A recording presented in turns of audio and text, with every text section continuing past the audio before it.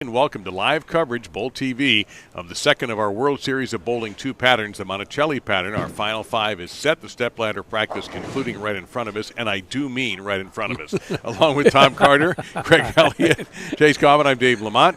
Thank you very much for being here today, Tom. We have an interesting mix of some incredibly familiar names to PBA50 fans and some newbies. Oh, I think this show is going to be interesting because people always wonder, well, where's some of the other players? And we're going to get to see them tonight. Starting off with the first match, Brian Diede from South Dakota. This is his first PBA tournament, for God's sakes, and he qualified fourth in this tournament, but after match play, he ends up in fifth. So that's the brand new face. Then we go on to Tommy Hess, which we haven't seen since, I think, the U.S. Open. Yeah, it's only been a whole month since we've had Tom on, yeah, so that's a long time for him. Then after Tommy Hess, yesterday, Mika finished third. He's going to be another Hall of Famer. But what's the interesting part, we have the top two players that have never won a title. First time on, one of them's first time on the show, one of them second time. Steve Ludwig from Salem, Illinois, is in the second seed. And then the winner of that match has got to bowl Larry Verble, which is a local favorite. This is his home house. He knows every lane. So he's got the upside. Yeah, Larry Verble was on a show in 2021 here, and what's most notable about that is that was Norm Duke's last victory as a pro bowler, and Larry and Norm tangled in the first game. Norm emerged and ended up running the ladder and going on to win that title. So it's not like this has never happened for Larry before, but it has been a while. And how they manage nerves in addition to managing transition is going to be interesting to see. Well, this pattern, the Monacelli pattern, is the toughest pattern I think that we bowl on. Actually, Amuletto actually hates this pattern. Well, he didn't make it again. he didn't make it again. Two things. He doesn't like the pattern. He doesn't like his picture that's up there. He says, I look like my dad.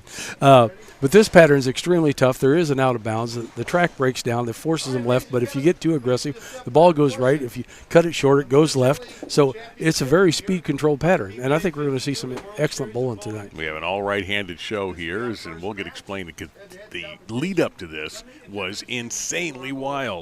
So we are ready to meet our two competitors. Talk just a little bit about them already. But you've got Tom Hess looking for his 8th PBA 50 title. One of Tom in a unique position. Only 3 other bowlers join Tom as holding both the USBC Masters and USBC Senior Masters championships. And Brian Diede is actually in the South Dakota USBC Hall of Fame.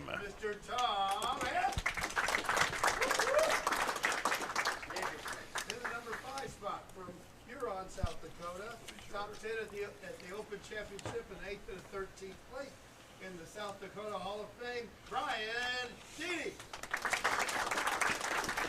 Brian Diede is a great player. He plays a lot of tournaments. He's got his own business. He's going to bowl any more stops. He just says, I got to get back to work. So he comes out for his first PBA 50 stop and makes the show. Well, you don't always get back to work, though. Why? He's got to make gas money. The bowling centers in his hometown are closed for the summer. He has to drive 50 miles one way just to practice. Well, it's kind of funny. He won the Manitoba Open in 1999, and that's where I met him. I met him in 93 because I won that tournament in Manitoba. It's a televised tournament like this. Mm-hmm. It's kind of like a podcast type thing. It was 160 entries, actually almost identical to this tournament, and that's where I met Brian in that tournament. So I guess we kind of go back a long ways. You go back to before Chase was born. Chase, how old are you? Everything was done before Chase was born. And Brian Diede right there. Now, Brian's situation got really interesting. We'll explain when he gets back up how he got on this show in the number 5 position. If you followed us yesterday, that means that he had a chance to be number 1. Well, how did the 4 seed get to be number 1? Give us a minute. Actually, one of the reasons is this guy right here, Tom Hess, the 15 seed, got into a haymaker battle with Brad Angelo and beat him and knocked the number 2 seed out. That's why Tom is in this position. And he throws a strike. What happened to the number 1 seed? Chris Barnes, you ask. Chris got swept by Troy Stuss. Did not look right today, Chris, and certainly didn't throw it right. Used about every ball he brought with him And whatever he threw, Tom, didn't seem to make any difference. You're right. He threw every ball in the bag, and unfortunately, every ball he threw went all over the place. Yeah. It's just like he could not find a line to the pocket that was consistent. He was either high, he was light, he split, he missed a couple of spares. It didn't look like the Chris Barnes of yesterday. No, especially the Chris Barnes who destroyed this pattern in qualifying, averaging 250. Tom Hess, who drilled a new ball for this day, and it's worked out very well for him. This is what Tom has done today. 206, 226, 268, 246, 298 to close out Brad Angelo. Then in sweeping Jason Couch, 299, 255, and 231. So yes, he went 298, 299 in back-to-back games. The 2 hours apart, by the way. In that 298 game, I thought he flushed the 12th one, and it was a 710. Yep. It was like, you got to be kidding me. That shot looked like it was dead pure. Brian Diede defeated Brian Burkhart and then had a chance to be the number 1 qualifier because the number 3 seed got beat too. That was Paul Kohler. But then Diede got beat by Mika Koivuniemi, who threw a 300 at him in the last game. And so for the second straight day, Mika took the guy who could have been number 1 and sent him into the first match. He did it to Jason Couch yesterday. Well, it's kind of funny when you just go through. You got Hess at 15. You got Larry Verble, who qualified 6, but you got Diede at 4. Then we got Mika at 12 and Steve Ludwig at 9. Normally, when we do this show, we've got 1, 2, 3, 4, and maybe 8, qualifiers. Yeah. You don't see normally the top guys not making the show. Hey, there was a chance for a little while. If Verble had not beaten Mike Harder in the last game, 227 to 213, Steve Ludwig, as the 9 seed, would have been the number 1 seed in this event for the championship. That was a very real possibility. Right now, though, it's very real that Brian Diede has not missed. No, and Brian's a big, strong guy, and he goes, the biggest trouble I have is trying to have a soft hand. He goes, where we bowl, product of your environment. He goes, the lanes are so dry, you learn to throw it, you kind of muscle it down the lane to get it down the lane. And here, he goes, I never see this much well. So for him to try to have a little bit softer hand to get the ball to react, because it is real easy for Brian to throw it 100 right through the break point.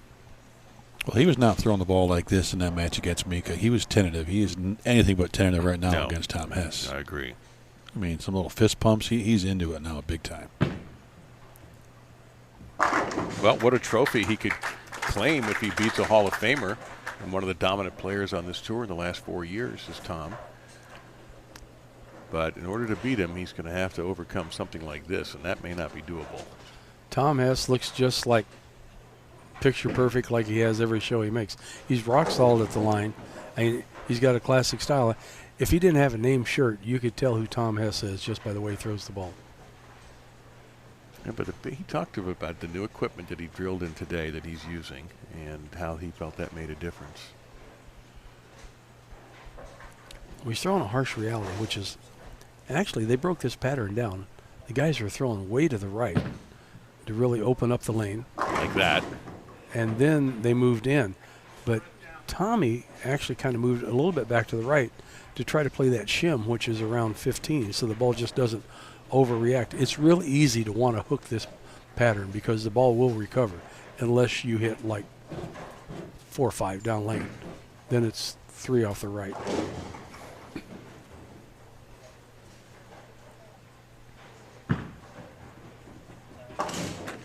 Tom looking for his 3rd title of the season. Won the first 2 events he bowled this year. Granville and Fort Myers, 2 of the first 3. Granville Financial Open and Fort Myers Classic. Got to the final of the U.S. Open, right, when J.J. beat him? Yep, and J.J. has 3 titles right now, so they're 1 and 2 in the points and in the rankings. So this 3rd win here for Hess keeps him in that conversation for Player of the Year. And Janowicz will be on tomorrow for the Petraglia pattern, and both will be in the PBA World Championship top 18 in the match play. Well, you're going to see a lot of familiar faces in the world pattern, I think.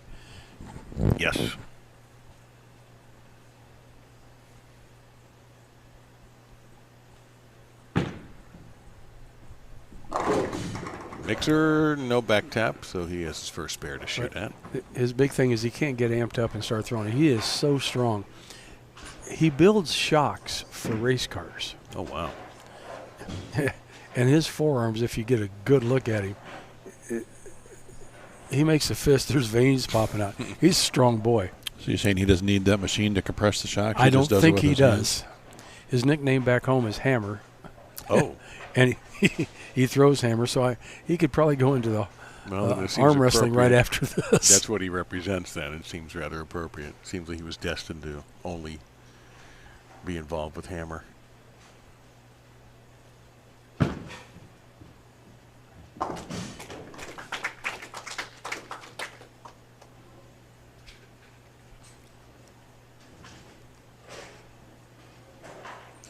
He's kind of lucky to be here. I guess he had a little bit of a bout and he survived it. He had some skin cancer, and he showed me on his back where they looked like they cut it out and done some grafting. And yeah, you know, anytime you get that cancer word, that scares the living devil out of you.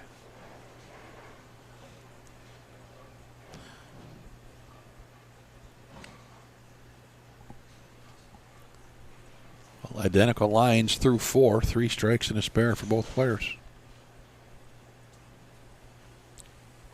And yet to have a 4-9, miraculously. We've had 8 whole frames. I know. Way to go. Way to black cat him. But let's face it, it's coming. Not on that shot. Picture perfect. Brian used to race cars, so I don't think he gets too overly excited about anything. He's been in the heat of the mess. There's a look at I can see why Amletta wouldn't like that photo. Because it looks like my dad. Well, nothing wrong with that.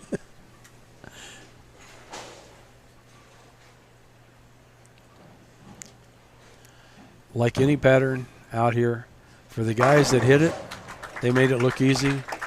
Scores were good, but there was a lot of guys that really struggled on this pattern. I think 39, 40 feet are the hardest patterns to hit. It's just, there's such a defined place to play on the lane, and everybody kind of likes to open up the lane and have a whole lot of free hook room, and this pattern just didn't allow it to happen. I'd like to know who came up with the very nice. Who came up with the concept of patterns, oil patterns, how far back that goes. Who thought, let's try it this way, let's test these guys out. Well, they used to do it actually by hand with a kind of a mop. Yeah, and a spray gun. Wow. I don't know if you've ever seen like I call it a horse spray gun. It's a pressurized spray gun. You pump it up like 4 times, then you hit the button, it releases the pressure, and oh my Lord. they'd spray it, then they'd cross wipe it. Yeah, that was the old days. Man, that had to take all day. Imagine a house like this, 60 lanes, of which we use most of them here for this event. Well, there was no re-oils when you did that. No, there was never any re-oil. No, I couldn't even imagine the lane man would have just walked into the ocean. Yeah, you'd oil Monday and then again next Monday. I remember at the World Open in Glendale Heights when they do stuff like, guys were using plastic balls, the last squad on the burn squad, because that's the only thing they could get down the lane.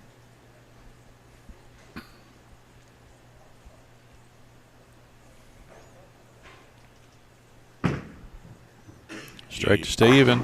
Nope, through the nose. Brian's biggest downfall, I think, when you watch him at the line, you watch him as he posts the shot right there. See how he raises up, which causes the ball to hook a little early. On his good shots, he stays down, which projects the ball a little farther down the lane. But when he raises up and uses that leg to make sure he hits it, ooh, he gets a handful. Yeah, he got a 3-9 here. Well, it's not like you bowled horrible against Mika. I mean, 205, 217, 213. No, Mika to get was knocked just in. But too Mika good. shot 772. Yeah, Mika with was a 300. Mika was mean. Wasn't nice at all. He had a lot of Flemish words, he said, too.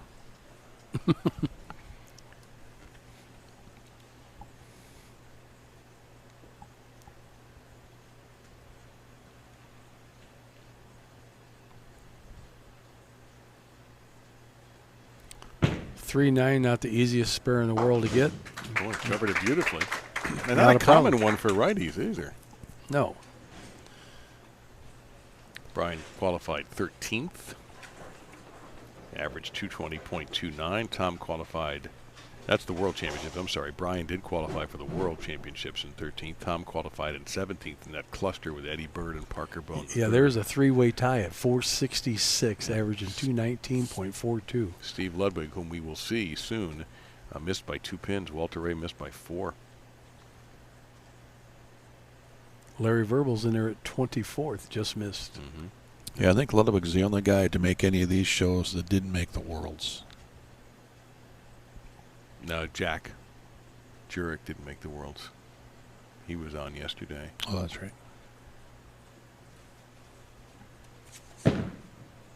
Stoos didn't make it either. Oh, there's a little timber at the last second. I don't think he wanted to see the 4-5, the last two to go down.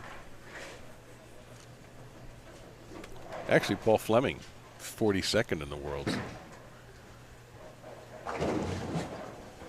Brian Burkhart, 48th. That's some of these are surprising to see how far down this list goes. Skip Pavone, I think, is on tomorrow. Oh, you're right. Skip's on tomorrow, He's too. well down the world list. So, yeah. I must have read the wrong sheet. That's okay. Well, it's possible. We do have quite a bit of paperwork here. There's a ton of paperwork. And then Yeah. you have to go from one tournament to the next and try to figure out who's where and when. I think we know where Tom Hess is right now. Yeah, Tom Hess going into 279 pace. Yeah. Oh, he's got some good vibes from this pair, 53 and 54. Brian at 259 if he can go off the sheet. So he's kind of hoping for a little help from Tom Hess. I don't think Tom's in a generous mood right now.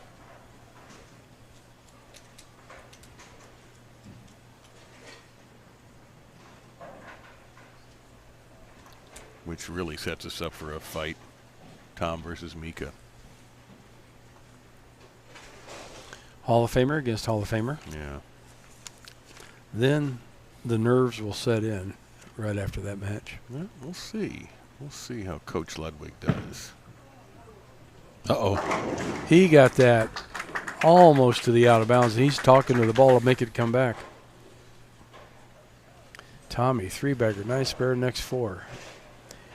If Brian doesn't double up here, there could be game, set, match pretty quick.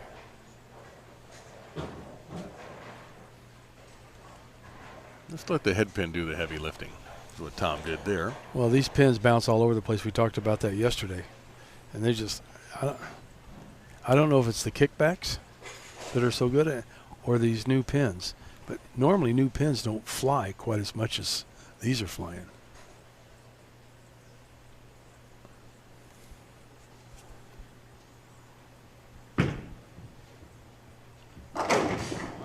Got it.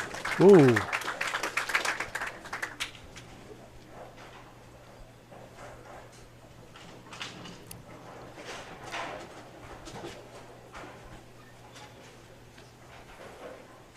You see Brian, he raises up and he almost falls off to, well, he does, not almost, falls off to the right because body motion's still going forward.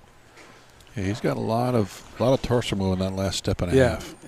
Yeah, that's where all of his power comes from, basically, is that last half step. And he's just a big, strong guy.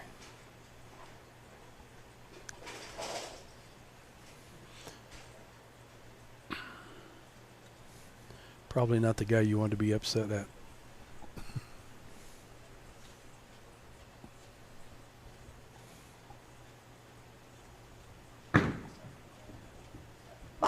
Ooh, look that out. was runaway. Wow, that just Wow. exploded into the other side of the pocket. Well, you got to figure there's a lot of pressure on Brian. He comes out for one tournament, the World Series, because he knows he can bowl 3 different tournaments in one, and he bowled extremely well on this pattern to make the show, and bowled well enough that he's going to be in the World. But I think this will help him for the World. It'll cut some of the. He's cutting his teeth on this pattern. I Yeah, guess. got the experience, got into match play, bowled a couple Hall of Famers. Looks like he's going to come out a little short on this one as well. But He's got a little bit of experience under his belt now. Well, that's what it's all about. The more experience you have, the more you know how to handle the situation. Tom just got to fill a couple frames here. Don't do anything crazy, and he's going to take on Mika Koivuniemi in this next round. Yeah, that will be a great match because obviously two great players, Hall of Famers.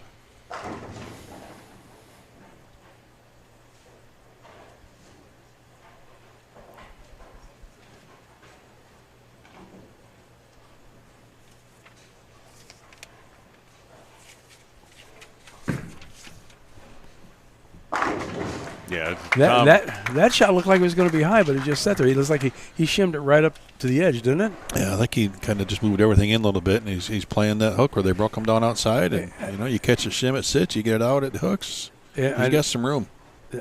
I think that's the biggest problem with this pattern. You're allowed to throw it to the right, but if you hit that dry spot too early, I mean, it just duck hooks on the back end, and it looks like it's going to be a good shot, but you're going to leave something. The tighter you can play where the ball's smoother on the back end, carry's going to be greater. Well, remember, Couch ran into trouble with that, though, because there is a fair amount of oil at the end of the pattern. A couple times, remember, Couch just missed the head pin left. Right. On a shot that he didn't think was that bad. No, it happened to him down there on his spare shots. He threw it a spare, and he knew it was going to hook. 8-pin, yeah. And the ball never hooked. Yeah, missed an 8-pin to the left. And he's standing there looking like, how is that possible? Tom actually walked away from a strike, which was a pretty cool strike because the 9-pin got clobbered late. Just to go, as soon as he threw that ball, he started walking toward his equipment to try something else. Well, same ball, different layout, different surface. Looks like it's a little bit shinier to me. So that tells me he's going to try to shim it up a little bit.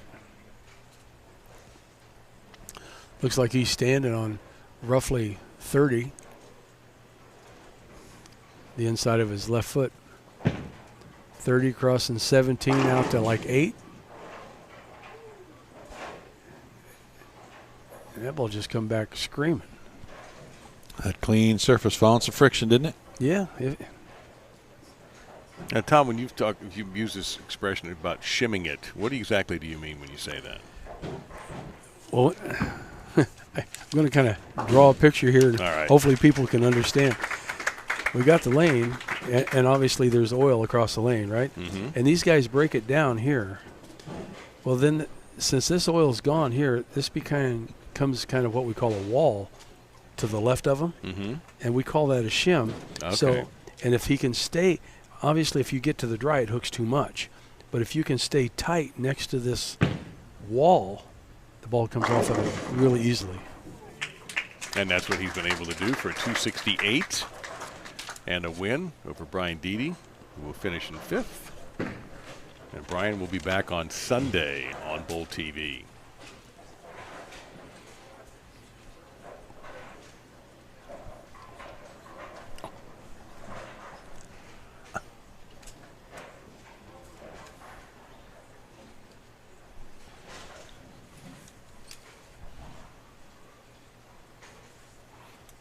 Respectable game for Diede, filling his frames. I mean, the 220s. That shot looked like he's just trying to get out of the way right now. Yeah. Just, all right, I'm done. Let's get out of here. Get me off this camera. So have a chance.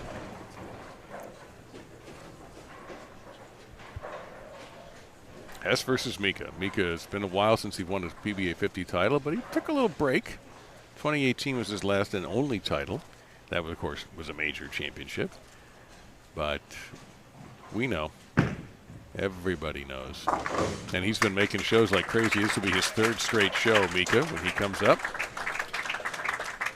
Very nice 228 for Brian, but not going to match the 268 and the fury of Tom Hess on that game.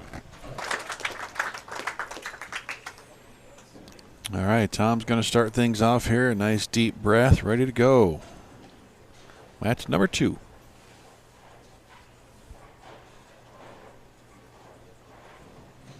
These are a couple guys might have a ton of history of bowling against each other. They were kind of out on the tours at different times. Okay. Now that's the way you pick up a 7-10. That's Hall of Fame carry right there. That's, you leave it on the first ball, and then the pins take it out before the rack comes down. Yeah, when Mika bowled the 50 tour, when he won, was it 2018, 2016? His U.S. Senior Open, win? 2018. Yeah, 2018. Tom wasn't out here, so I'm not sure how much history these two have.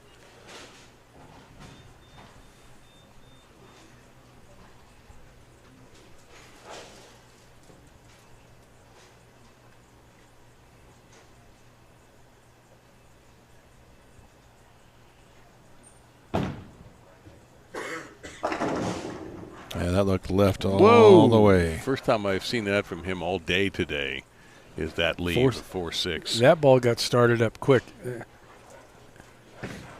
So that was like 14, and he hit 9-10 down the lane. And then he's got to be more like 6-7, 7-8. Yeah, never got it where he needed it. We need to get that 6-pin set back up. That's how good he is. He just stared at it and the 6-pin dropped. But that's obviously going to have to be reset, and we'll be in a moment. So you pretty much can tell he's going to try to play it straighter and play right next to that shim as best he can. How is Tom going to affect him, or how could he affect Tom? Well, he could actually make Tom's shot, I think, a little bit better, because if he stays in that track area, the track area is just going to open up and give Tommy more miss room. And if you got more miss room, how comfortable does your swing get when you know, hey, I got this much room at the end of the pattern, I can hit and still strike. It almost looks like there's 4 pins back there, but there they go. Yeah, kind of got him out of the way. That was kind of a bizarre effect for the bowler to look at, I would think.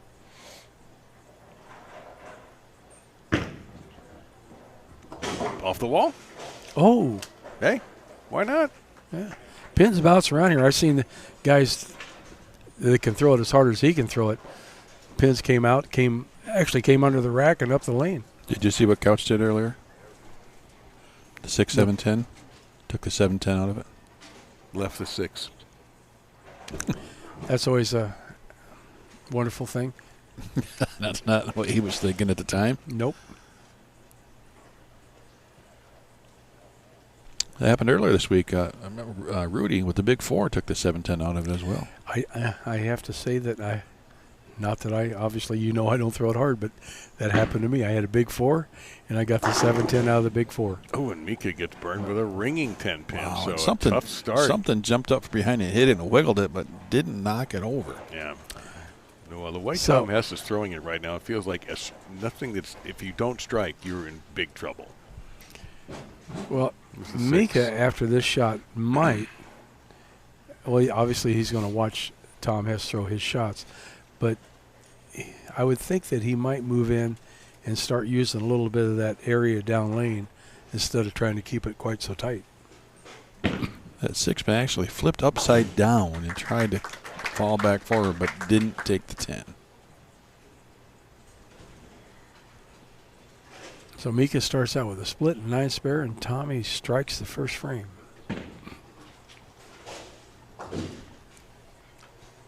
It's like Tom using the same ball as game number 1. Didn't have that test shot with a little bit different surface on the same ball. But I'm quite sure, and maybe after this, depending on what happens, I'll get Jeff or somebody to give me a layout look on what he's throwing.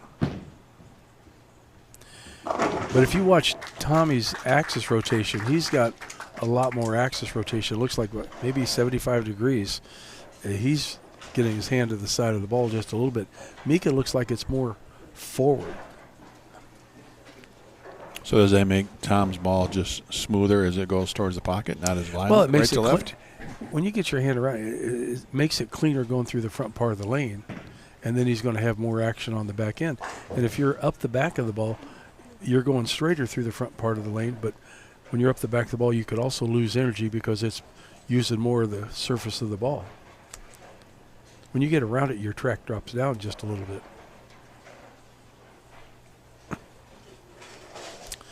Wrist tricks the guys use. If you've seen Tommy's hand on the follow through there, you actually see the back part of his hand at the top, so kind of tells me that his hand was going around the ball. Why so many 9s today? 4 9s have been the prevalent the last couple of days. Today it's been the 9-pin. A lot of them. Well, ball hits 4 pins, right? 1, 3, 5, and supposed to kind of deflect and hit the 9.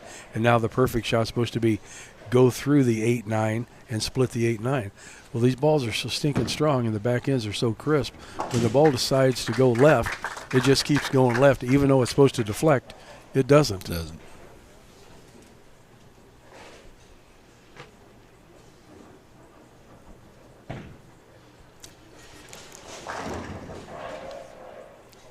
Yeah, Mika better start now because Tom is all over that pocket. He's living in it at the moment. Got a ball change.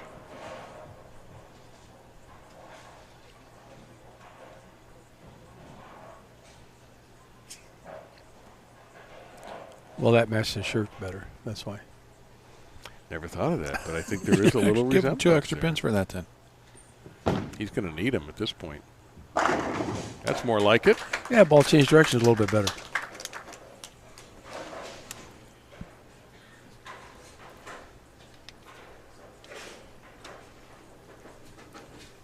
Yeah, we talked about that the other day. Mika's got that shirt on with all those little squares, and you got to get right up to it to read it because all of those little squares have a saying on them. And they're candles that his daughter makes. Yep.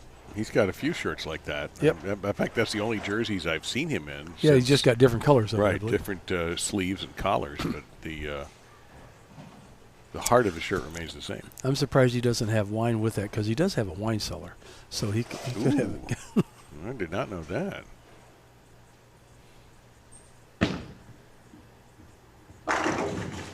Well, that's more like it. Well, that's more like Mika. Hey, he made a little adjustment. He's not trying to play quite as straight as he was.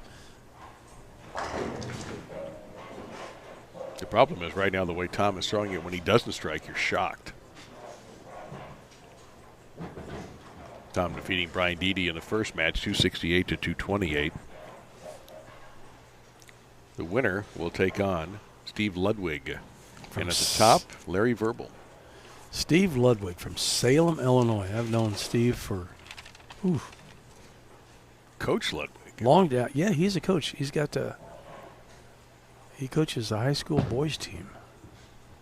And they've been to state and won, I think, a couple times. Actually, Steve's got 2 bowling centers. Yeah, I was going to say, I'm hoping that the folks at Salem Lanes are paying attention.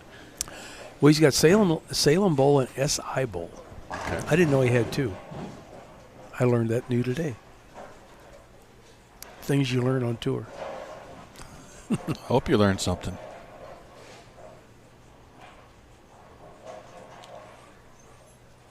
We learned today that Tom Hess has been striking a lot. Yep. Yep. One thing Tom Hess does when he gets on a roll, and I think he does it probably as well, if not better than most, he repeats shots. And when you're in the groove and you're repeating, it's kind of tough to beat.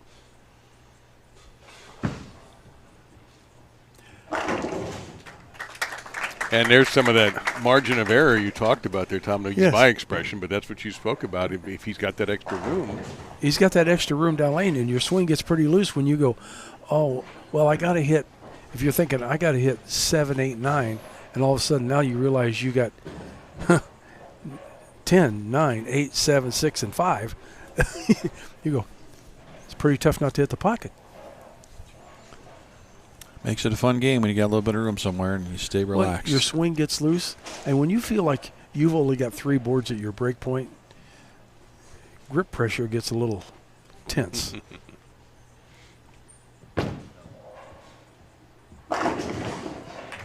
Oh, what hit that? topple the 7, maybe the 4. I think the pin boy helped him out on that one. Where'd that come from? Let's see. I'm going to the 4 be my suspect, but let's see. Mika's not getting as far That right was the down head the pin. lane. The head pin went up in the air, came back down, and smacked that 7 out of there. And Mika's got the ability to give it a little bit more room, but maybe he just got that one in.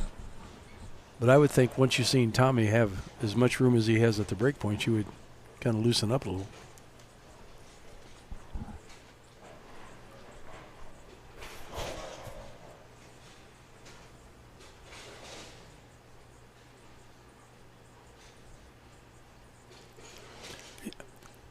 looking at Mika's stance, I don't know how you guys, and Craig, you're a bowler, how you look at it, but and you got another strike. But if you look at Tommy's stance when he gets up there, he really opens up his hips with his feet. You watch his feet; they're actually pointed to the right. Hips are open. I mean, basically, to me, that tells me he's telling his body, "I'm going to throw it to the right." And Mika's stance is pretty much straight. Yeah. You know, and so I'm going to go straighter down the lane. I'm not going to open it up as much. But I would think, you look at Tommy's feet, and he is definitely angled, hips open. He's opening up, going to open up the lane. Well, and Tom's got so good at just feeding the ball to the spot these last couple of years. Right, and that's all he's trying to do. They just let it roll. Well, where Mika's trying to throw it to that spot. Exactly. And Tommy knows he's got area down lane, so let's open it up, roll it to that spot, and let it peel off of it. And I agree with what you said. Mika is firmer, and he's like trying to really project it to that spot instead of just let it read off of it. Time you saw the 1 and 4 pins collide to prevent any action on that 7 pin for Tom. But leaving that 7 pin put Mika right back in the hunt. It sure did.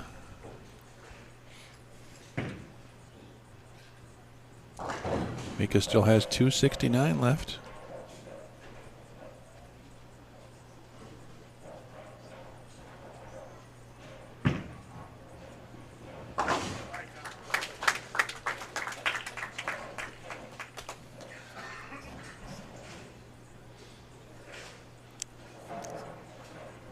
So he gives him the lead, right? Am I doing the math right?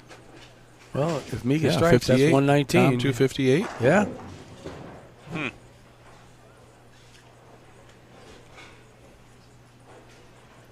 It's a fun thing with bowling math. Those non-strikes matters where you have them and when you have them.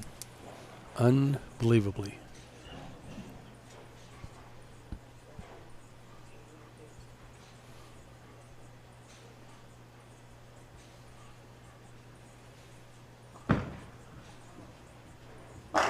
That was a pure shot. Yep. Yeah. It might have been as good as any he's thrown in this game. Their ability, the guys on the show, their ability to bounce back after a shot that didn't carry. Sometimes guys just, they get frustrated with it, and then they try to force the next shot instead of just do what. I mean, look at Tommy posting the shot. He's staring that thing down till it goes through the pit. It's amazing the way they can handle the inside pressure. Now we'll take a look at Mika's feet and see the difference. You see that, how straight they are? Mm-hmm. He just looks completely. His left foot is actually pointed to the left a little bit, so his hips are straighter through. Wow. And there was nothing at all gentle about that. No, and you've seen his ball didn't actually enter the pocket. He threw it at the pocket. He didn't give it a choice. That's what you do. Yeah, throw it at the head pin. At the pins. Yes, at the pins. Just aim for the arrows in the air. Aim for the arrows in the air. Yeah. That ball looked high. That looked like it could leave bit, something. Yeah, bit. Yeah. That could have been a 4-9.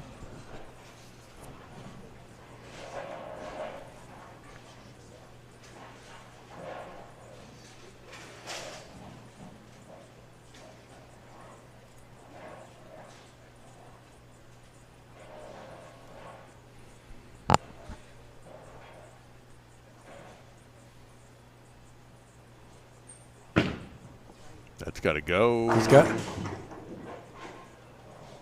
the 10 gone? Yeah, No, it's not. no, he's 10 got a out there as well. 7-10. Yeah, he's blocking it, but from our view. But yeah, the reaction 7-10 for Mika.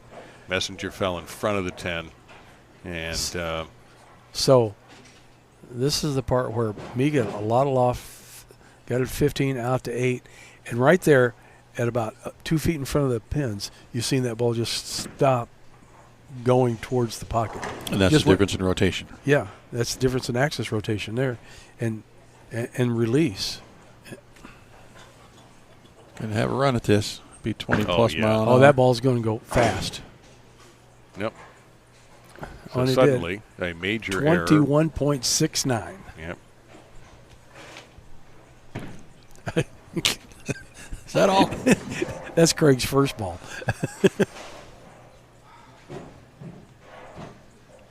Well, Advantage back to Hess. Yep, Yeah. 235 now for Mika. Tom can put him on the ropes by adding 2 more strikes here.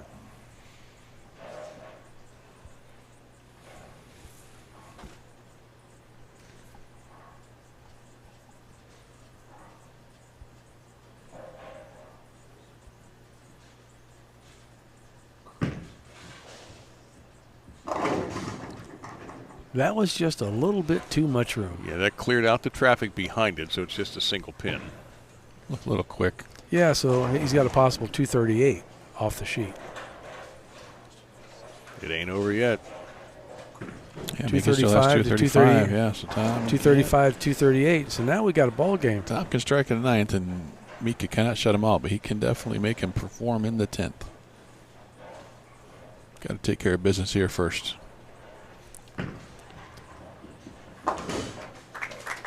Well, Tommy took care of Brad Angelo. He had to step up in the 10th, the 9th, and 10th and clear him out, and he did. Yeah, what did Brad learn these last 2 days? Averaging 250 in match play, not enough. He'll get another chance at it tomorrow. Well, he has had a brutal series of opponents. Jack Jurek, Gentleman Jack, was incredible. He runs into Tom, who trails Brad 2-0, and then Tom just goes off. And tomorrow, Brad Angelo gets to deal with another New Yorker, Ryan Schaefer. And Ryan certainly going to be a rugged guy in the Petraglia pattern. Oh, boy. Yes, he will.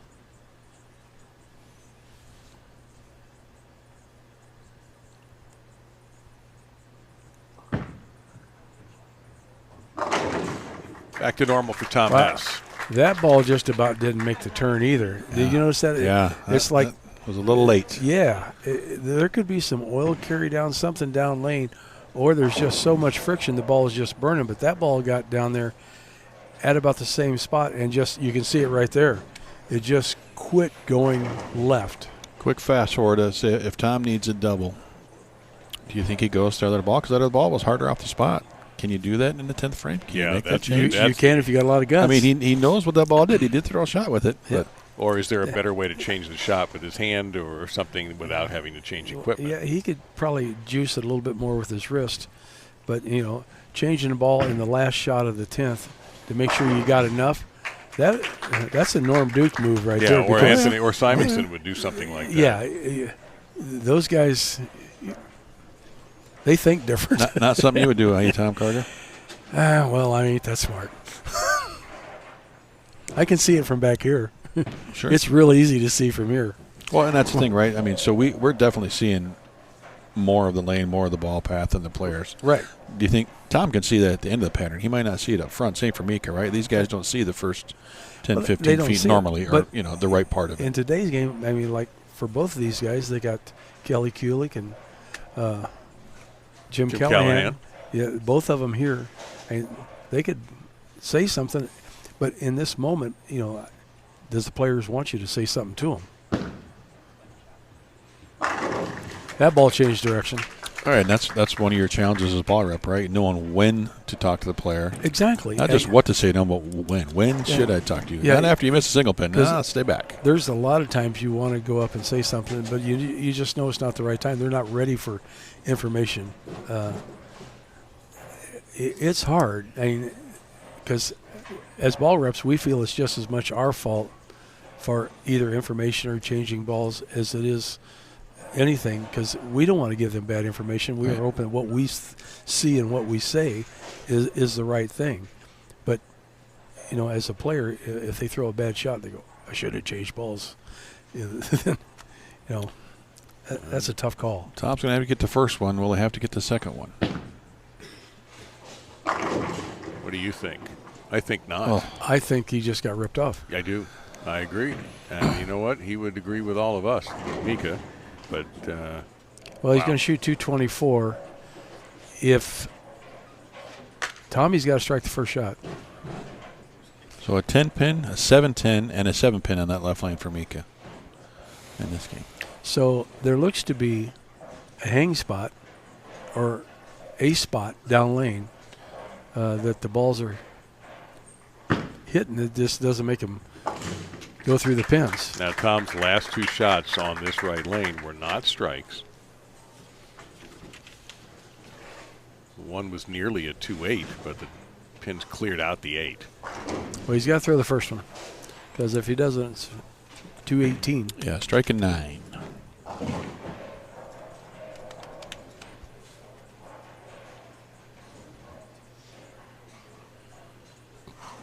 Big deep breath for Tom. Another one. Trying to settle the nerves. Well, Just last a thing you touch. want to do is get in a hurry. Right, and rush a Yeah, shot. Keep, Yeah. keep the pace slow. Time out there goes fast enough as it is. For all the marbles. Give him the marbles. That 10 back. Tommy Hess is going to go on to meet Steve Ludwig from Salem, Illinois. Still needs a good count here. He needs count. Still needs I good got count. faith in Tommy. I mean, You throw it he's- like that, he's going to get it. Yeah, that was pretty pure. That was pretty much splitting the 8-9 right there. Unless we lose power in this building, I'm pretty sure that he's going to get enough pins.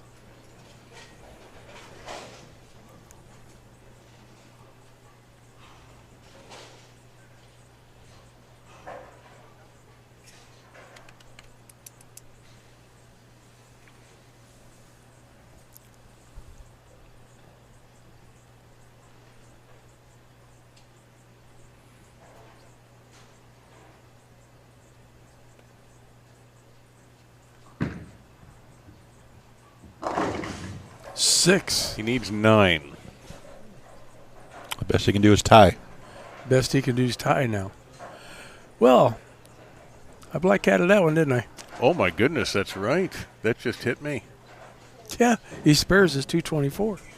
Whoa, 1 ball roll-off. Oh, my God. He's been right around 16-2, 16-3. That was 16-9 and in. Holy cow. Think a little too quick? Yeah, he's got a sleeper. Yeah, he's This got is- a bucket. He's got This is not the easiest spare in the No, world. I think he'll make it because he's an excellent spare Holy shooter. cow. But no, there was no way in a billion years you could see that coming. No. And, No and way. and like I said, I'd have bet on that wasn't going to happen. Oh, boy, he made that exciting. Well, now. Yeah, well, he just about missed that to the left. Well, I think he missed it enough that he made it, right? I mean, yeah. if that's Yeah, he put another it on inch to he the was right. Brooklyn on the bucket. Yeah. Oh, Brooklyn. Yeah. Yeah, he crossed Run over. away. No, he okay, Oh, boy. kids. The high seat gets a choice.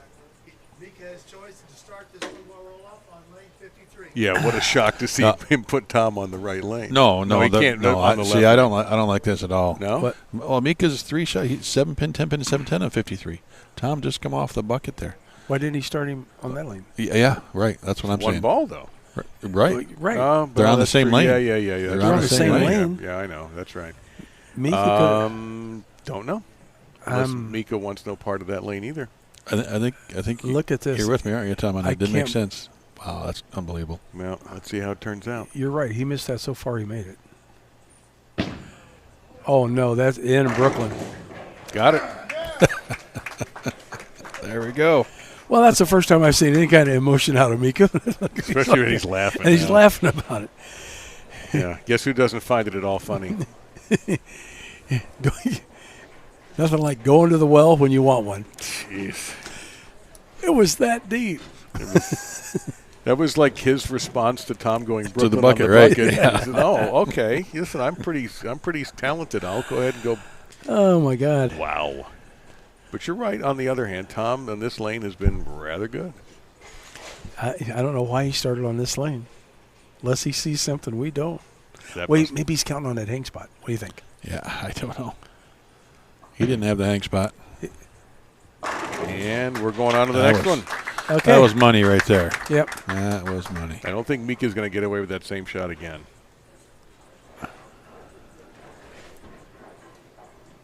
I'm a little confused at this point. Well, there will be time in between to ask Mika what he was thinking, win or lose. Yeah, I don't know what to say because I can't. Why didn't he start on the right lane?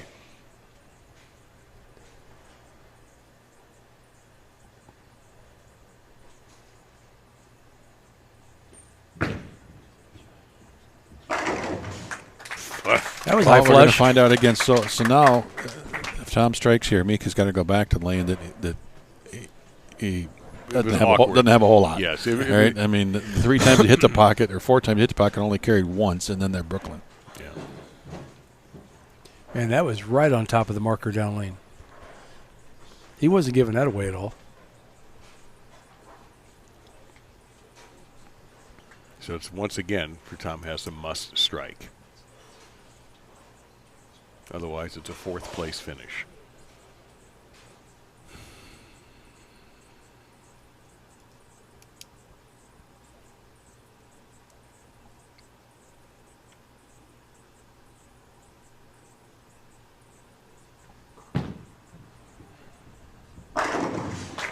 Well, off we go to the left lane. Let's see what happens now. Yeah, we got a slugfest going on. Yeah, they can advantage Hess now.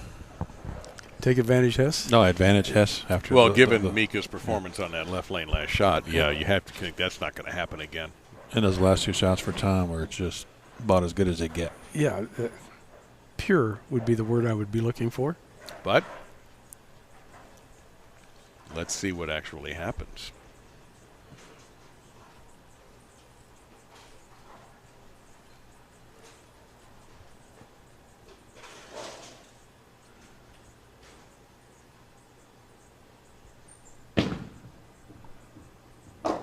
That one didn't go, Brooklyn, and maybe it should have. Tom needs 9 or better.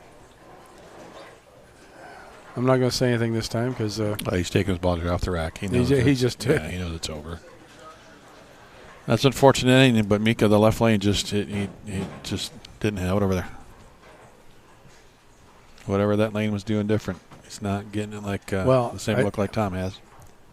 I think he tried to get around that hang spot and went right in it. Yeah, he's making the most with his hand, like his elbow kind of popped out and just couldn't get it. He was trying to get it past that hang spot or past that early hook he had there, and just didn't get it there. This is one time that Tom will happily accept a ringing 10. Yeah, and that was left of 10 down lane. That was like 11, 12.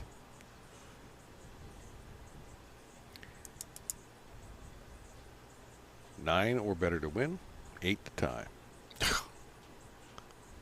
Odds Seem to favor Tom. don't juice it. There's the ringing 10. Yeah. He'll take it. Yes. You called it. That is the first time Tom Hess has ever fist bumped a ringing 10. He has advanced to take on Steve Ludwig in the next round as Tom continues to go up the ladder. Oh, okay, for the microphone. Yeah, we apologize. We had some issues in an interview with Chris Barnes yesterday with the house mic. The BowlTV mic was fine. The house mic is, as I'd like to joke, it's more sensitive than I am. And Chris would turn his head ever so slightly one way and we'd lose it. And I'd try to keep up with him. And then he'd turn and it was a full blast. So, Yeah, I think if you get past lane 52 with that mic, it kind of starts cutting out. Then we may... All I heard from that was Chris broke the mic. That's what I got out of that. Okay, that works. Yep. Tom's going to start the match here. Tom Carter's homework assignment is to find out why Mika started on the left lane in the roll-off. Wait till tomorrow to ask him. Do what? I'd wait till tomorrow to ask him. Well, he'll see him tomorrow. Yeah. Oh, yeah. Mika's going to be here. Yeah, he's going to So be is here. Tom. We'll give Tom Sunday off from commentating if he wants it. Which Tom? Carter. Oh. Yeah. No. It's an option. I mean, it's not a match. It's not working. I'm not going to have a stepladder. So if you want to help guys out, you can. First shot for Ludwig. There you go. Throwing an Arctic vibe. Tommy throwing a harsh reality. He's been throwing some harsh reality, all right. Oh, boy. 268 and a 224, and then in the 13th frame, defeating Mika Koivuniemi, who went through the nose and ended up with a 4-6. Tom at a ringing 10 after they had doubled in the one-ball roll-off, turning it into a 3-shot roll-off.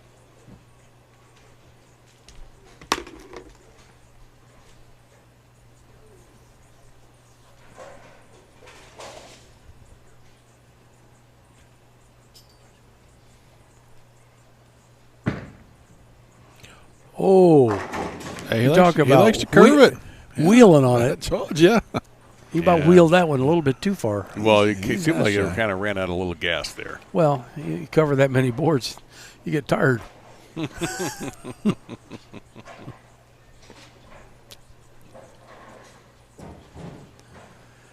Steve's high school state team won the Illinois State Championship in 23 and 24. Dang, a little dynasty going on. Yeah, back-to-back years.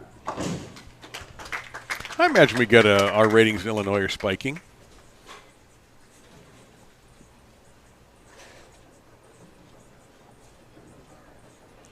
He's got 4 of his bowlers returning as seniors, so he could make a three-peat of this. I would make them the odds-on favorite. But don't forget, kids, you have to avoid the disease of me.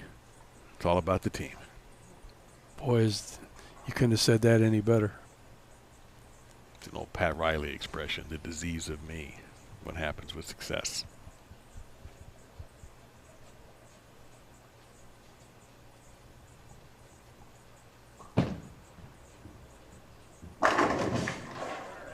That's a ringing 10 he won't be happy about. No, not at all. That ball didn't get quite far as out to the right at the break point as he's been. Watch this 6-pin. It just goes airborne. He's crossing like 17, 18 now. That looked like 10, 11 down lane. He was getting it right of the marker. Is he going a little straighter Yeah, on purpose, you think? He's moved a little left. Okay, yeah, look how where he is now.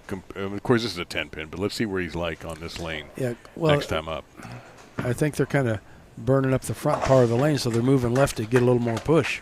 Oh, no, remember, he didn't get to throw any test shots because he ended up going to a roll-off there, right? Getting that 6 count, he didn't get to throw that other ball to see what it does. Very true. Right? So now he's still kind of not going blind, but he didn't have that extra information that he could have got. He was down to the practice pair for a little bit, so who knows what he took down there. Well, the practice pair isn't going to break down like the pair he's bowling on. Also true. So there's something else I'm noticing.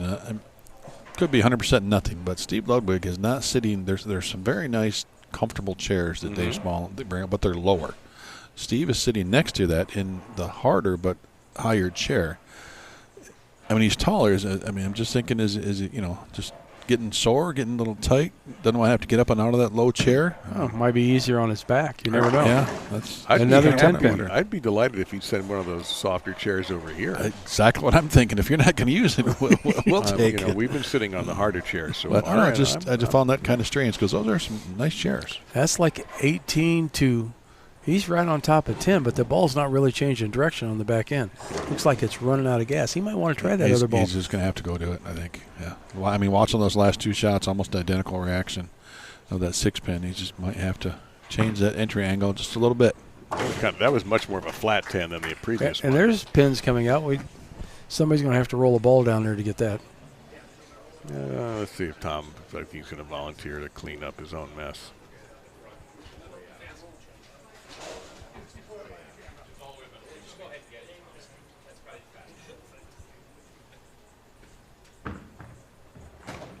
Easy spare pickup right there. Yes. Can't miss. It's not 100%. I know you've got to seen it, but I've seen guys do that and not get the ball to the gutter and miss. I've seen it a I couple don't know times. how you do that. I've seen it a couple times. I know, and I know. We've had the Tom. We talked about this the other day. Craig told me a story about. I think it was Chris Barnes who had it come flying out of there. I'm thinking, how is this possible? That with all this control that professional bowlers have and the ability to change speeds and angles and this and that, and then you can't throw it 1 mile an hour in the gutter? I've seen Chris miss it twice, not just one. Not the same one, different times, but twice. It is rather kind of funny. And I've seen guys roll it down there and then not throw it hard enough to get the pin to go to the back. What is going on here? Tom's going to take the lead on count. Well, he's throwing a symmetrical ball, and I'm pretty sure that, and that's like 18. Never got it to the dries. That ball never changed direction. Oh. Well, that was in that shim all the way. I don't know what surface is on that ball, but obviously if there's too much surface on it, it's going to grab the lane, and that's trouble early. Oh, good Lord. Trouble it's going to grab early. the lane and slow down, and it slowed down too much.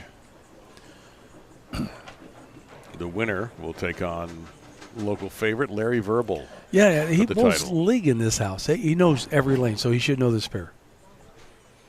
He's bowled all over the state for a lot of years, has Larry. He's another one who was curving it pretty good in the match play today. That ball looks like it's laboring a little. It might have too much surface on it. And he goes back to the hard share. Maybe it's just because he's so tall he doesn't. I'll go with what you said. Those softs, I mean, they sit pretty low. Oh yeah, it takes a lot more to get out of it, right? If you're going up and down, 6-7 times here during the match, it's just a little more stress on your body. Yeah. That is, by the way, I must say, in my somewhat long broadcasting career, the first furniture breakdown I have ever been involved in on a broadcast. Won't be the last. Furniture breakdown. Yeah, we have just gone into furniture, folks. We've had a shim drawing, which was a beautiful piece of Picasso-like artwork. Oh, that was. And now we've priceless. had a deep discussion about chairs. And Tommy, did you notice something different about that shot? He popped up on it. Besides that, come on now. Did he change balls? No, he had a little bit of loft to that. I think he was trying to get it down the lane. He got it out on the lane a little bit farther. That ball, see that? He kind of hit up on it and got it out there farther. Yeah, definitely saw the hitting up on a part. Yeah. And that ball kind of stopped. So, after 3 shots, I would think that he might change. And he that was left of target as well, that left side spare. Just make him. He pointed to his chest like it's all me, but you got to know that the lanes are changing.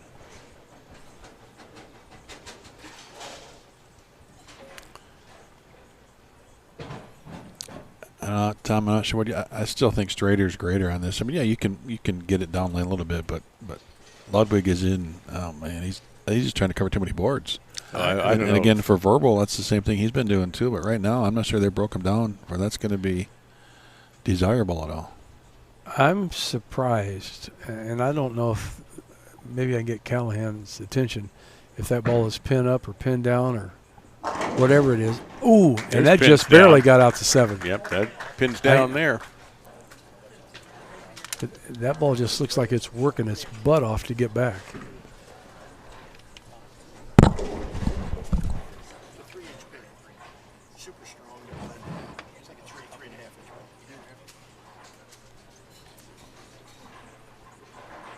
So I just got the word from Callahan. That's like a 3.5 inch pin, which is super strong, which means that ball's going to grab the lane quick, and it's going to start losing energy quicker.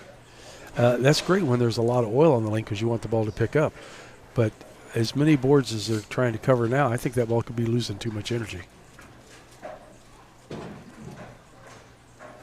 I don't know. I could smell those French fries that Callahan just walked by with. Yeah. Yeah. Got my attention. I'm going to go sit down in that chair with him. I'm going for Mexican after this. I see a margarita in my future. Squaring up just a touch. That's better. He's thrown 2 beautiful shots there, sure back is. to back. All right, Tom, we got $1 bid right now for your shim drawing. Is that all? I can autograph it. That's got to be worth. It might take 25 cents off 75 of cents it. now. Yes, it'd be worth less if I sign it.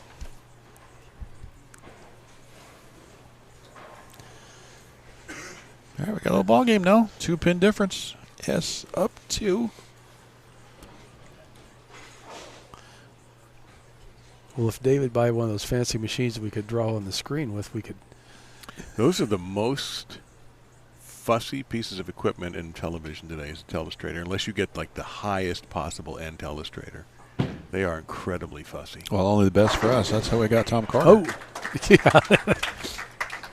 But do you And think how with- fussy is he? Do you think with our attention span, that's a safe thing to have with Dave and I? What we would do with the telestrator? Oh no, they would have to only literally Tom would have to take it home with him. And learn how to anytime use he it. works it, well, that would be the first thing. But I mean, they've designed them now. They're so sophisticated. You can do most of the work without a pen. You can do it on a keypad. There's different things. You watch a football game, like arrows or shadows and things like, or they can count how many players if there's a penalty, too many men on them. But the old telestrators with the stylus, man, hit the reset. I am hitting reset. Hit a reset. I am resetting. It was not. Oh, we could screw that up pretty easily. Yeah. Yeah, I There's think probably some used ones out there you could buy for $5. we already broke it without even touching it. Has to keep his lead at 2.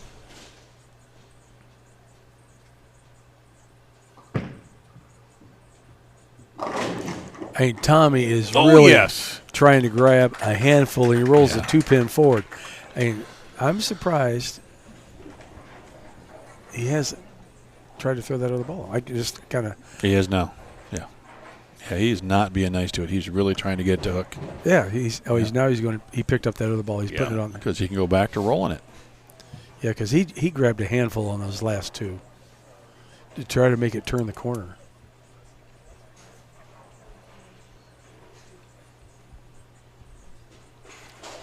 Oh, I'm up to $2. Look at that. Oh, we just doubled the bid. All right, time for that Oh, auction man. here. All right, Now, time to that's auction two that thing off. beautiful shots on that lane in a row for Ludwig. I think he made a little move, squared things up a little bit, and that's 3 solid strikes. Naturally, by the way, Tom, of course, any proceeds from this will be donated to BVL or something True. like that. Yes. So, actually, Steve is playing a little farther right. Like you said, he squared it up a little bit. He's not trying to cover as many boards, which is, I mean, he's a big, tall guy. He's probably 6'4", if not Oh, yeah, all of that. all of that, maybe 6'5". He's got the ability to throw it down the lane a little stronger. That's got to go. Oh, No. All right. well, we're doubling money. I'm up to $5. See, look at this. Look at this. Going to BVL. Come on now. Autographed, of course. And you'll get all the other notes that are on here, too. But Yeah. you don't even know all the intricate stuff that Tom has put together. Wait, for is the your credit show. card number still on there from earlier, too? I have that one. No, Don't that worry one got about it. declined. You told him. Hang on. All right. Steve putting on a great account of himself for his PBA50 debut on BowlTV in a stepladder final against a Hall of Famer and one of the dominant players the last several years on this tour. He's got a possible 235. Tommy Hess can shoot 258. Yeah, he's in the 2 teens right now, just staying clean.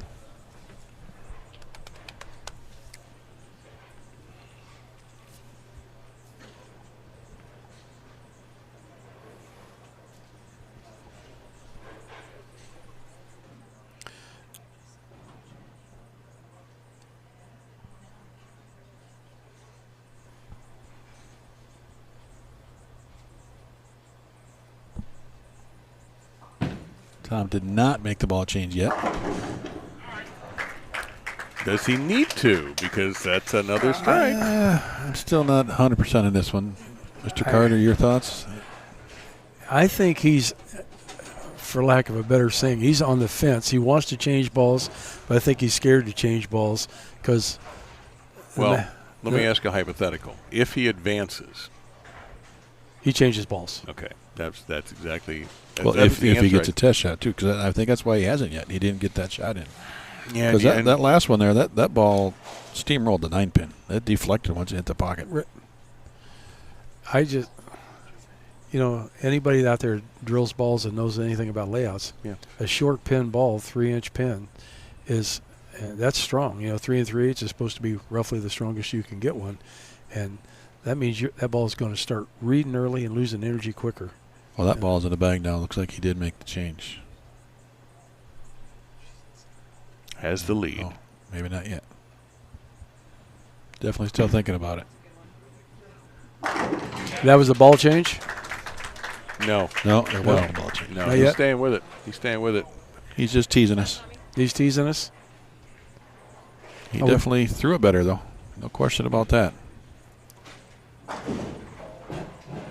Is it 16, 17 out to, what, 8-ish?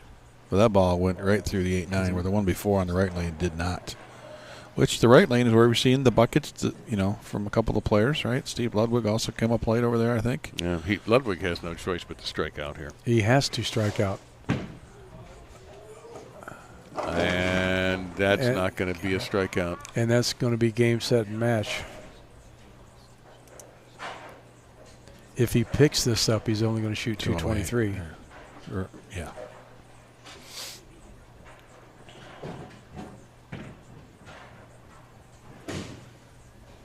A little bit of hop there right there at the foul line.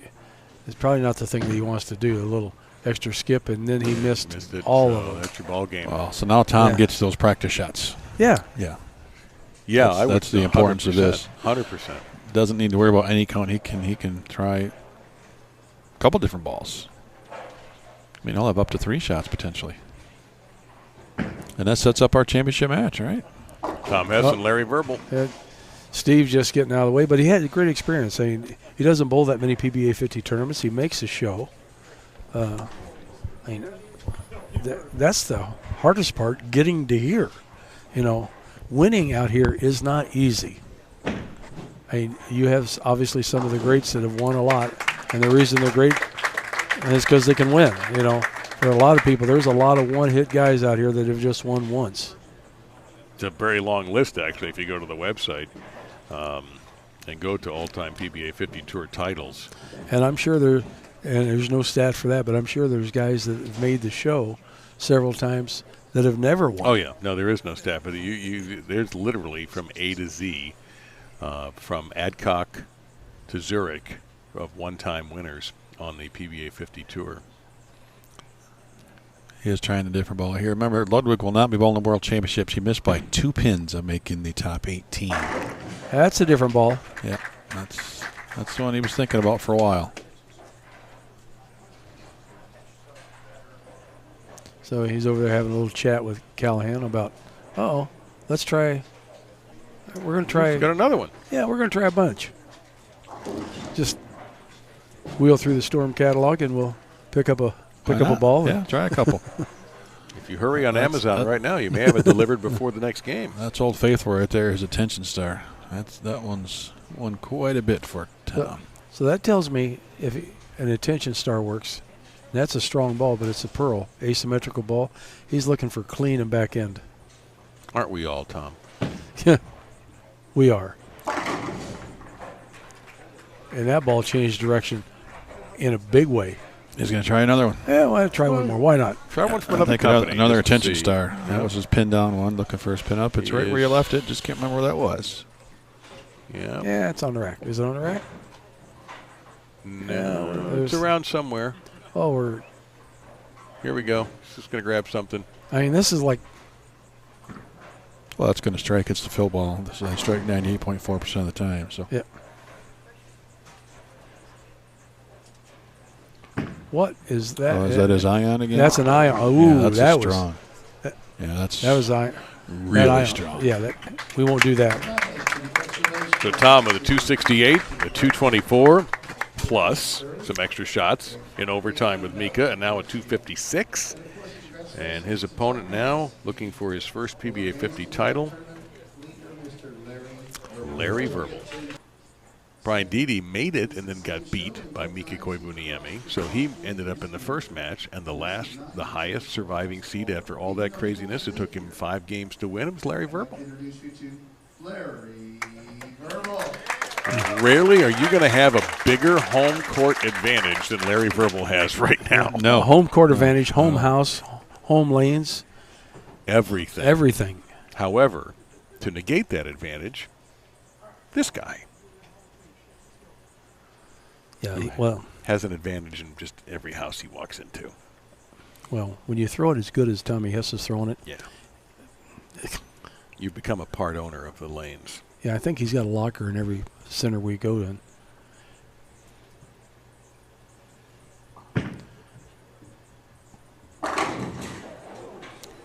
7-9. Are you serious? That ball hits so hard, pins are still confused. No more confused than Tom. I think that was the shinier one as well. Yes, it was. It definitely comes off the spot harder. You think? Wow. Okay, what in the world? Where do these pins go? Gone. That head pin and the 4 pin went right around the 7. You just didn't even think about it. No. And the ball just drove right by the 9. Is he going to blast the 9 pin into the 7 here? He might blast that 9 pin in the next week. Probably shouldn't be laughing at that. Casey hears us. We are close. Man, oh man. All right, going for it. He was yelling at it to bounce. Yeah. Why not, man? Pin did not listen. Wow. Okay, now, Larry, what are you going to do with this? Because I don't know how many more breaks Tom is going to be offering. Well, Larry needs to jump all over this. Oh, look at this. We're up to $42. I know. We're going to have to figure out a way while I'm doing the interview of when to cap this and how in the world we're going to get somebody's address. I have the envelope.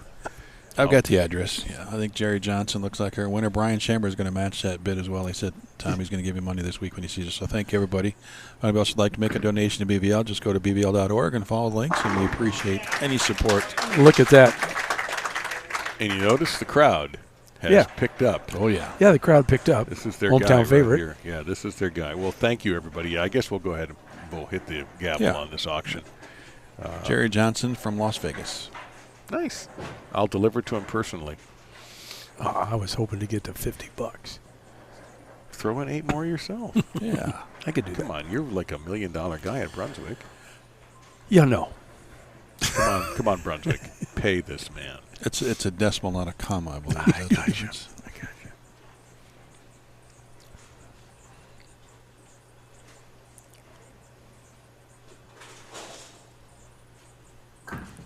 Tom, can you tell what ball is that? So we just seen a 7-9. Now just a bigger one. It's a 7-10. Oh, my God. Well,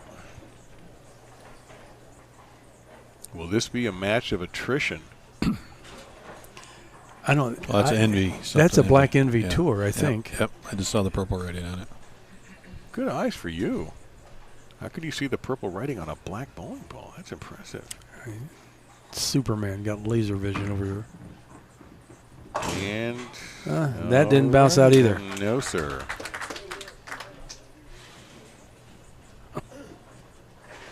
Yeah, we've closed the auction, so everybody should know. But again, you have done a wonderful thing, all of you, to help BVL, which is the official charity of the PBA. And obviously, we talked with John Petraglia about BVL last week at Bud Moore's, and it's so you've done us a great favor. Thank you so much.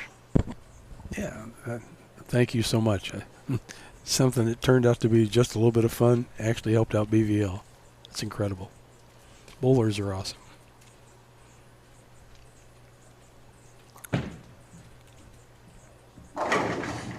Oh, okay. Oh, we're back in the game. Yep. I don't know where that came from that wiped out the 4-pin. It looks like it almost came in from the backside. That looks like 20, pretty much 20 to 9-10 down lane. Well, he sent the head pin to do 2 pins worth of work.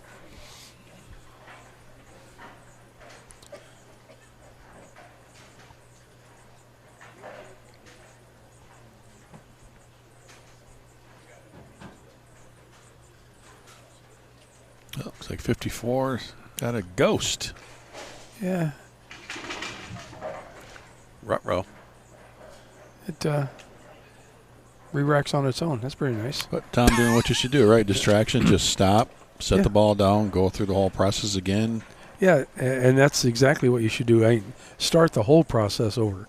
Don't just start part of it over. Back away, start over again.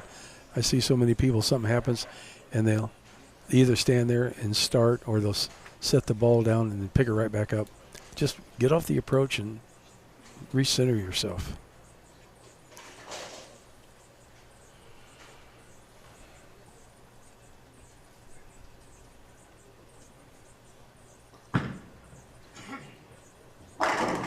And that's exactly why you recenter yourself right there.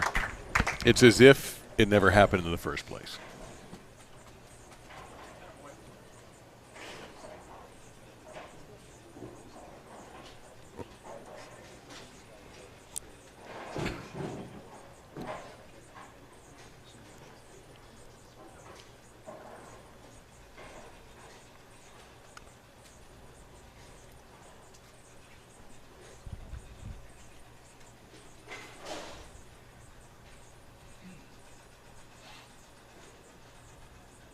And Larry's going to do the same thing. He might have heard something. Yeah, a little cough. A little cough yeah. back there. Okay. Well, again, though, he's going to go through the whole routine. Verble, I mean, he's won before. He's got 7 regional titles. So, and he made the show here in 2021. Right. So, I mean, and he only bowls Hall of Famers, apparently, when he makes the show here. Because at first Norm Duke and now Tom Hess. And he works in the bowling business. He works for Delore Brothers. So he goes around to pro shops and he sells all kinds of bowling equipment. So he's invested into the bowling business. Oh, he's got a pretty deep resume. I mean, back in the RPIs, he's qualified several times for that, through the years, through the region. Bowls a ton, just not a full-timer on any of the tours through his career.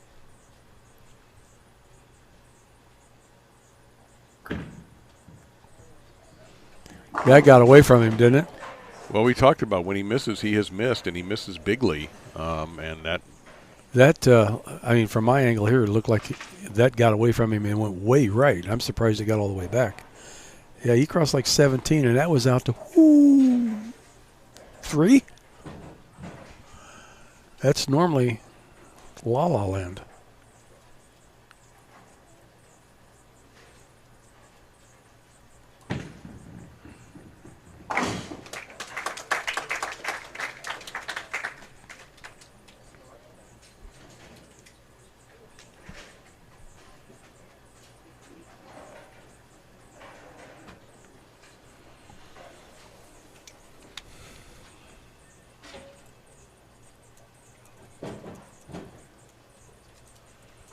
So Larry is strike, has that 7-10 split and 9 spare. Tommy starts out with a 7-9 split double.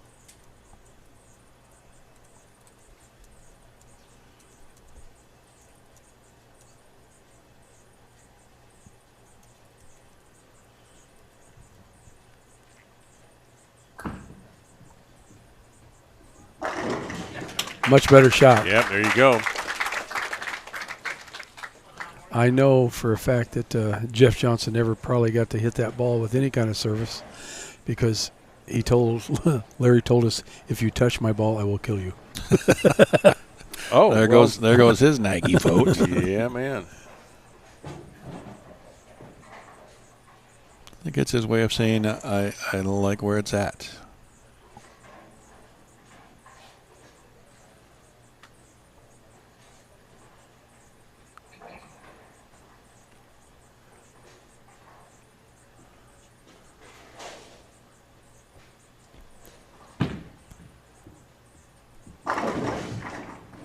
Oh, we just seen that hit. Oh, except for the 10 goes down. That is hit as back. delayed. What a delayed messenger there. Yeah, that is almost a time zone pass. Yeah, well, that's like getting your mail a day late. Well, what let's happened see. So here? the head pin comes across in front. It has to be the head pin that did it. The It must head have pin jumped comes up. across. There's the 6, and it jumps on. It jumps back up. Because it hit the the 6 was kickback. in the gutter. Yep, 6 was in the gutter. It hit the kickback, rolled over the 6, and love taps the 10.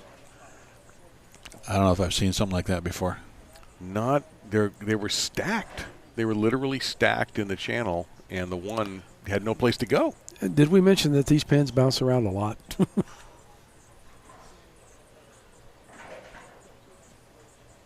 Yeah, again, see the stack is going to come up here? This is like Formula One racing when you double stack a pit stop, only that's usually not good.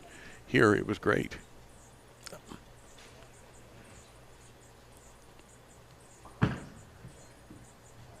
Come around. Yep. Oh, and he slaps out the 4 that time. So we got a messenger 10, Slaps out the- and it slaps out the 4. Not exactly what Larry Verble was hoping for. No.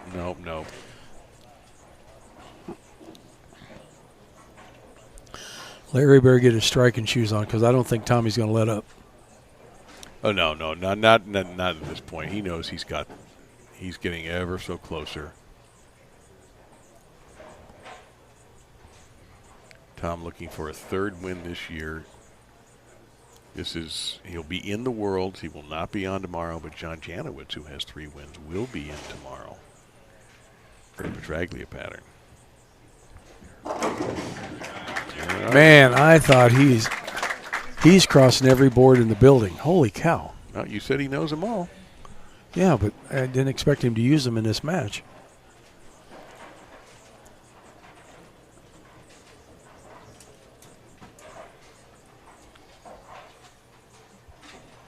Yeah, and it's just back with what Dave mentioned earlier, though. When he misses, though, it's not pretty. So he has not a lot of room for error.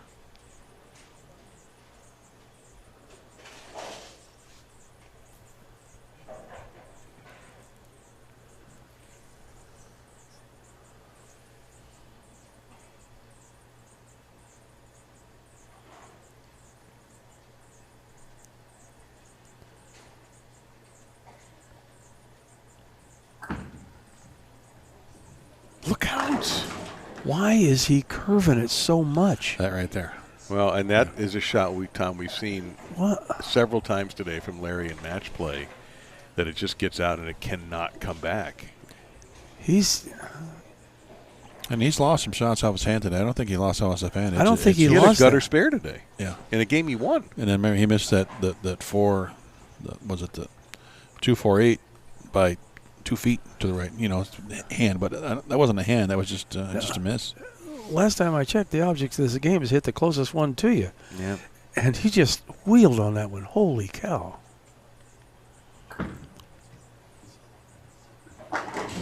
And you got to watch you got a Hall of Famer you're bowling. Look at his break point. Maybe you can't throw it the way he throws it, but at least get to where he's throwing it, not try to go totally around it. Yeah. Yeah, because you go through your opponent's ball path twice, it's nothing good usually happens. I don't mind that he's inside of Tom, right? He definitely has, he definitely hooks up more than Tom normally, but going across Tom's ball path twice is maybe It's what's not- causing what's causing the problem. It's okay to, like you said, stand farther left, but you got to get that shape down lane, and he's missing it.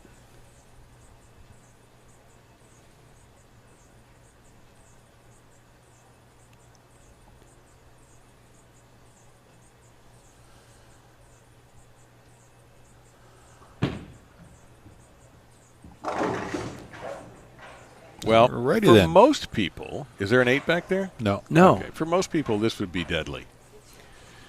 But if there's a specialty in the Tom Hess catalog, it's shooting the 210.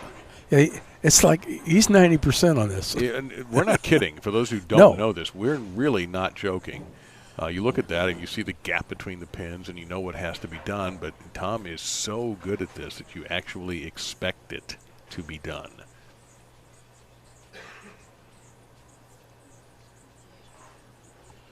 I'm a little confused on what's going on right now.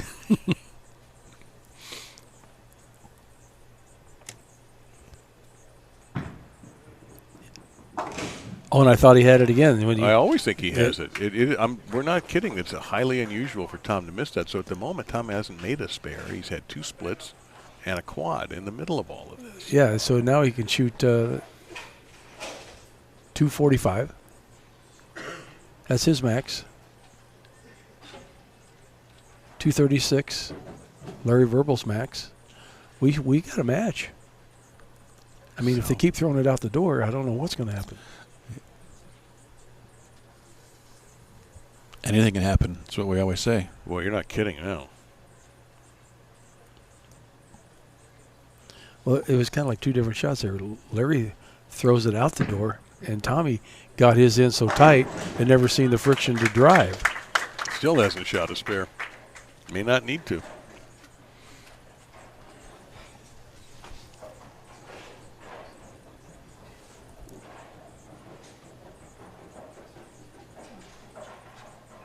Huge shot for Verble. If he's going to get back in this match, make it a match, can't give away the pocket.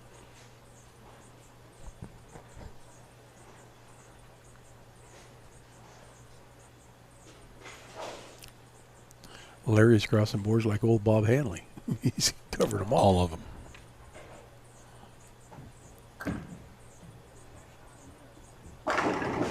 That looks That's a better. heck of a lot better. That's better. Yeah. Yep. He tightened up that line.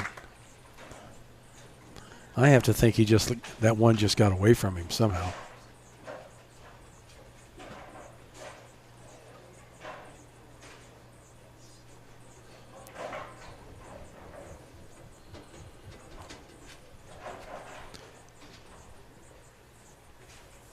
The ball he's throwing, that Envy Tour, does have a lot of lane shine on it. I mean, it's going to get down the lane, but I don't think you want to overthrow it or count on all the friction to make it hook. What's he standing on? He's on 35. Looks like with the inside of his foot.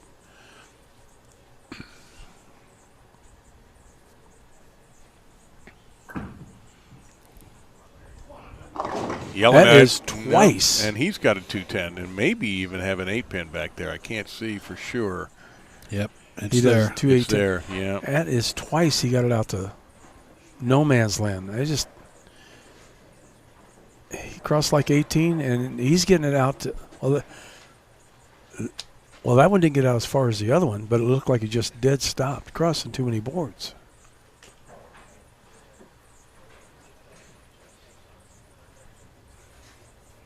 He's running out of time, folks. This is the 8th frame with a 7 count. And there goes the train. There goes the train. Maybe it'll rattle the room for him.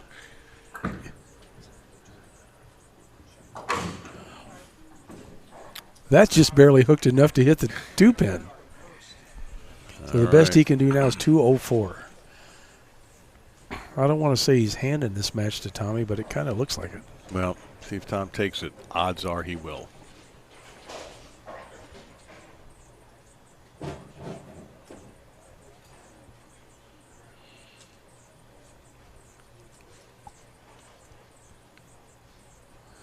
I mean, if Tommy just spare strikes out, it's 205.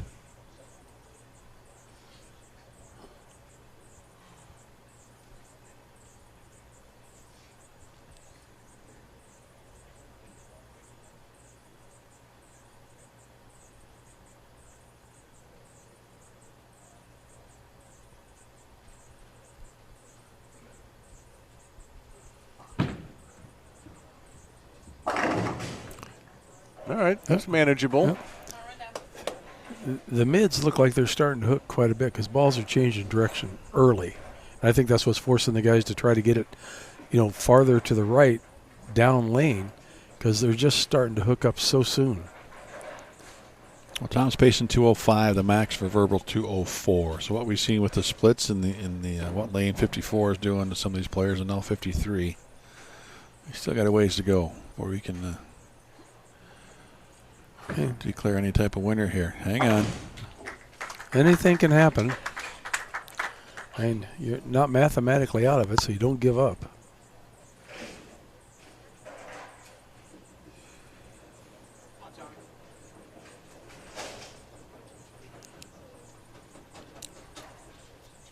I think Larry's really, as he's sitting there watching, he's got to really focus on keeping that ball on line to the break point instead of what I call looping it at the back end.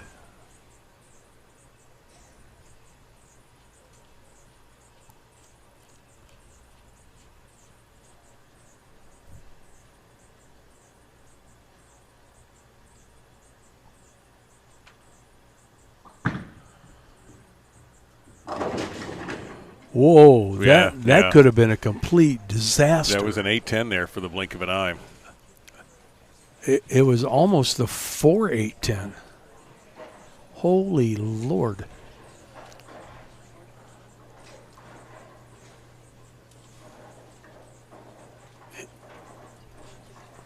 Those pins are falling strange. It's like they're hitting a ramp or something. It's like the ball's speeding up at the last second. Well, now, this presents a unique situation. Sure does. because Tommy's got, if he strikes, he could go 204. Mm-hmm. Larry Verble can strike out for 204. Mm-hmm. Say it. We have the possibility of a tie.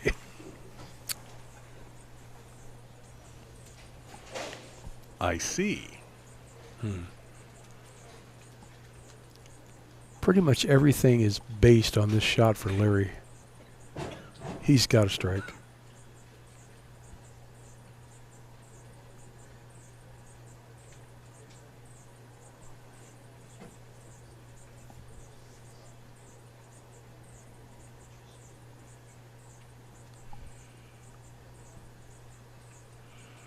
He's taking a little extra time on the approach, isn't he?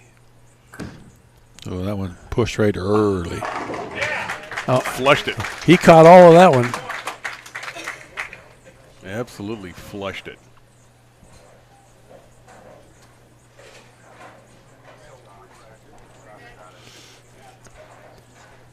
About 17 at the arrows, 6 at the break point, and that split the 8-9. Good shot. Well, Hess can still get to 214, right?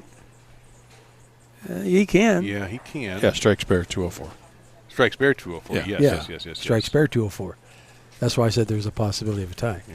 If he strikes out 214, Larry can't win. No.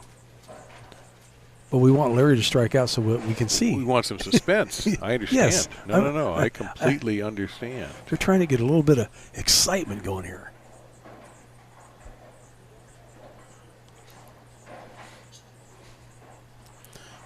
Hometown favorite and a one-ball roll-off for the title.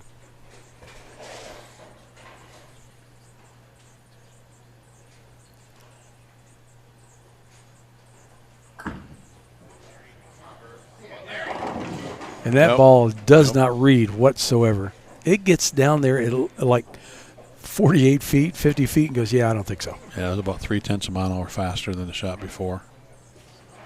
So 64-84.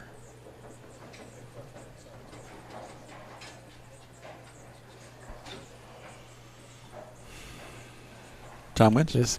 Yeah, unfortunately, this is all said and done. Tom would need, what, 6? Yeah. Well, we said this before. Tom needs 6. Wait a minute. But hold on. I know, but let's get Larry to make this and finish out, and we'll.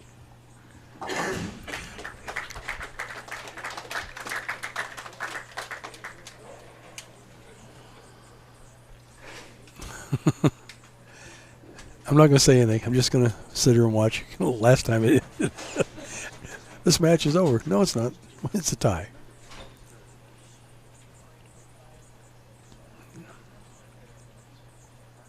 Now, folks, you know why this pattern got so hard at some points. I'm a little surprised at how the scores have dipped.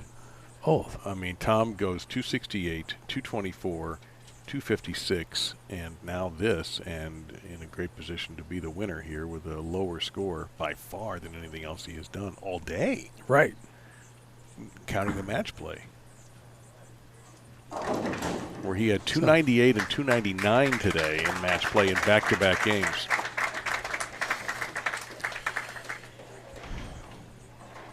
All you have to do, stay behind the foul line, got to hit the head pin. I like his odds. Yeah, I do too. And then he threw a 6 count the last time. I wonder if there's anybody that's ever done that, got up and all they need to do that and then just foul. Going right at the high hard one. The spare ball down the middle. Right at it's all over. 3. It is the 8th title of his PBA 50 career, his 3rd this year. Tom Hess is your champion on the Monacelli pattern. And we'll be talking to Tom as soon as he finishes up this frame. And we will meet our new Monacelli champion, Tom Hess. Well, it's not surprising that a Hall of Famer won this, but it was exciting to see that we had 3 kind of newer faces on the show. Yeah, a little variety. This format, that's what it leads you to. And, of course, the World Series, it all came together. A nice show tonight. We had a pretty exciting roll-off. Tom Hess prevails, though, here, getting through this field. Runs the ladder. Yeah. 3rd title of the year. Is going to give himself still in the conversation for Player of the Year. 8th overall on this tour since joining it, I believe, 4 years ago now.